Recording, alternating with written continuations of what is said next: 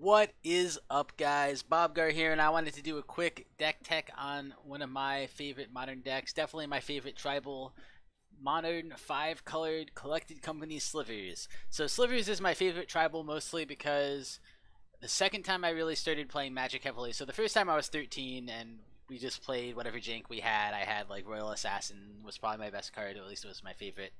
When I came back to play Magic in college, Time Spiral was out, and I thought Slivers were the neatest thing in the world. I built a Sliver deck that I tried to bring to Friday Night Magic, got absolutely crushed because it was all against people who net decked really good things, and at the time, I didn't even know that people did that, or that was a thing you could do, or you could just buy cards online or all that stuff. I just wanted to buy packs and brew random decks and play with my friends. So, anyway, playing during that time made Slivers basically one of my favorite creature type of all time, and so that's why I've gone on and kind of assembled the deck in Modern. Let's start looking at the deck. Well, the fuel of the deck is the three big lords we have here: Predatory Sliver, Sinew Sliver, and Sedge Sliver. They all give your Slivers +1/+1. The text does vary a little bit. Predatory Sliver gives your Slivers you control +1/+1, whereas Sinew Sliver gives all Slivers +1/+1. So if somehow magically you end up in the Sliver mirror, which I don't think I've ever had happen to me on Magic Online. Slivers is not popular enough so that's going to happen very often. If you ended up in the Sliver mirror, Sinew would benefit both you and your opponent, whereas Predatory with Sliver would only benefit you. I guess it's marginally important for decks that run Mutavault and anything else that's all creature types. Mutavault's the only one that's very popular. Sedge Sliver is a little bit more interesting. Not only does it give all Slivers +1/+1, it also gives them Regenerate for 1 black, but in order to use him, you need to have a swamp in play. So we'll have to remember that when we get to our mana base. And then after the lords, there's a whole lot of utility Slivers. This thing runs, I think, 32 creatures or something like that. So we have 4 Gale Rider Slivers. He gives all of your Slivers flying, which is super useful to help you get in for damage. Evasion is just really good for creature-based decks. We don't have any other way to kill our opponents, so having a way to get in that negates most of their creature defense is a pretty big benefit to us. Manaweft Sliver is very useful because we're 5 colors more than anything, although it's also nice just to dump out all your Slivers on the battlefield really quickly. If you put this out on turn 2 and all your Slivers tap for mana, you can obviously pretty quickly put out all the Slivers that are in your hand. And given that we're a 5-color deck, the mana fixing that Manaweft Sliver gives us is pretty important. And then 3 Diffusion Sliver. Diffusion Sliver is important in the deck because we don't want our Slivers being killed, especially because in any given situation, a few of our Slivers are going to be really important, and this makes it so that targeted removal is very hard to use against us. At very least, it makes targeted removal expensive to use against us, because it means whenever they target a Sliver with a spell or ability, they have to pay 2 mana, otherwise it is countered. And more utility Slivers, we're getting into the ones we run slightly less of. 2 Sentinel Slivers, it gives our creatures vigilance. Not super important, but it is nice in kind of aggro mirrors. It means we can swing in and do a lot of damage while also being able to keep our guys back on defense. It also combos pretty well with Manaweft, where we could swing all our guys in and then tap them all for mana to put out more Slivers. Blur Sliver gives all of our Slivers haste, pretty useful to have them come in and do things as soon as they hit the board, both in terms of tapping with Manaweft to make mana, and obviously just to swing in and get damage in. And 2 Necrotic Sliver. Necrotic Sliver is a weird one. It gives all Slivers, pay 3 mana, sacrifice this creature, destroy target permanent. We don't need a lot of it, but it's nice to have 2 because there are sometimes just permanents we can't get around. You can think of the big lockdown pieces as you know, the most common things like Ensnaring Bridge and Worship and things like that, which the deck is not well set up to beat. But also just combo decks having combo pieces out, we can kill them if we need to, or if they just have a really big blocker, a lot of times it might be useful for us to sack one of our own creatures just to get him out of the way so that we can get through for damage. And then the utility Slivers continue. The last 2 are for kind of the aggro mirror more than anything. Darkheart Sliver gives us, you can sacrifice any Sliver creature for free and gain 3 life. Obviously, you only very, very rarely want to do this, but if you're against like Mono Red Burn or even Naya Burn, or really, it doesn't really matter. If you're against anything and they're about to take your life total to less than 0, being able to sacrifice some number of your creatures to keep your life total above 0 is very worth it. So not the best Sliver, but When he is good, he is important. And Siphon Sliver gives all of your slivers lifelink. Just a good 3-drop sliver. Obviously not quite as good as a lord or anything like that, but giving all your guys lifelink helps you a lot in staying in aggro mirrors. And then finally, Collected Company. We run 4 of them. It's our only 4-drop. And yeah, I mean, a lot of times it'll get us 2 lords or 2 of our really good 3-drop utility slivers or things like that.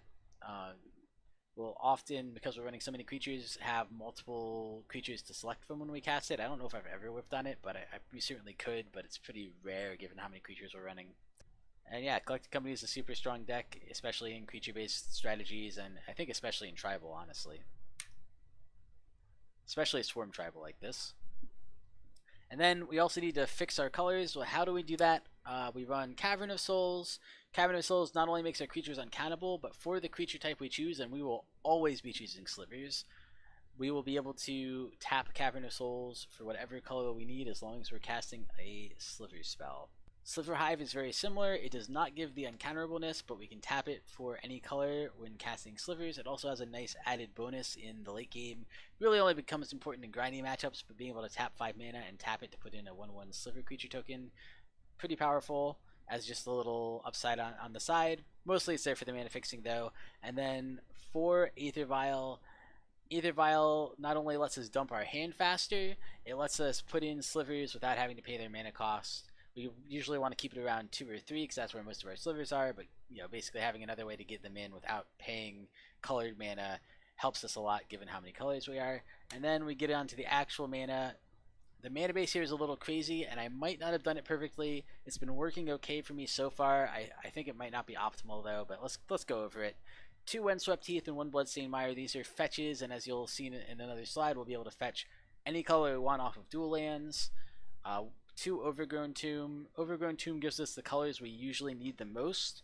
We need green because we need to cast Manaweft Sliver, and then one of our Sliver Lords is also green, so that's why green is important. And black is important because we need a swamp. This counts as a swamp for Sedge Sliver to work, and also to just regenerate our creatures.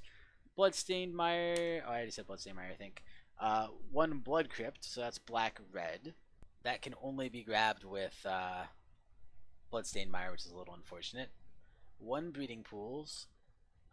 Again, this can only be grabbed with Windswept Heath, which is a little unfortunate. 1 Godless Shrine. This is nice because it can be grabbed with either. And 1 Sacred Foundry. And that could also be grabbed with either. And then a few more lands. We have 3 Mutavaults. I don't want to run too many because, like I said, the mana fixing in this deck is a little tricky already. But it's nice to have a creature land, and it can get big pretty quick because of all of our slivers. And then 1 Forest. And then Sideboard. So in the Sideboard, we're running 4 Path to Exiles for matchups where we really need removal. Especially combo or things that are just going to kill us super fast, like Infect.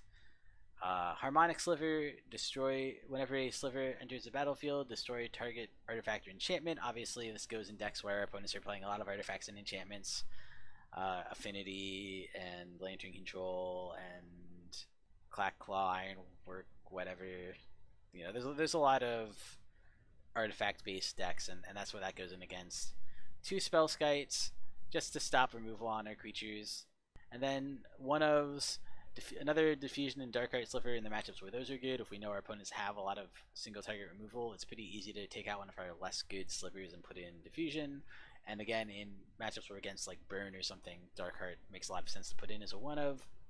Mirror Entity and Bone Scythe Sliver have a similar role. They're both have similar roles to each other, I should say. They're both basically beaters. They give us a lot of reach into the late game. Bone Scythe Sliver has a disadvantage that it doesn't get hit by Collected Company, but it gives all of our Slivers double strike, which is pretty powerful ability. Mirror Entity means we can, once we get down the board, pay a bunch of mana and just make our Slivers huge and swing in that way, which is pretty effective. And 1 Firewake Sliver. In some ways, I actually like this one more than Blur Sliver, but it is a little bit harder to cast on the mana end. And yeah, I guess that's the big disadvantage. The one additional ability it gives is you can pay 1 mana and sacrifice a Sliver to give another Sliver +2/+2 until end of turn. I have found that useful in the past just to kind of get by guys, but not the most important ability, so that's the reason we mostly run Blur Sliver over Firewake Sliver. And then finally, I wanted to give a shout out to Adam Bowman. He's the only person who's played this deck a lot at relatively high levels and done deck techs on it and had articles written about him. So yeah, he's the real Sliver Lord. This deck is definitely largely based on lists that I've seen from him. The mana base on mine is a little wonkier probably than his mana base, but yeah, wanted to give him a shout out because yeah, he is the Sliver Lord. He's the pioneer of this deck. So I'm gonna show you some games with it. Thank you guys so much for watching. I'll see you soon. Hey guys, Bobgar here. I just really wanted to quickly say, if you enjoyed the video, please give it a like. If you enjoy my content in general and would like to see more of it, subscribe. I'll be coming out with more content in the future. And please leave me comments and let me know what I'm doing right, what I'm doing wrong, both in terms of production and in terms of my play and my deck building and all that. Thank you guys so much for watching. I really appreciate it, and I will see you guys next time.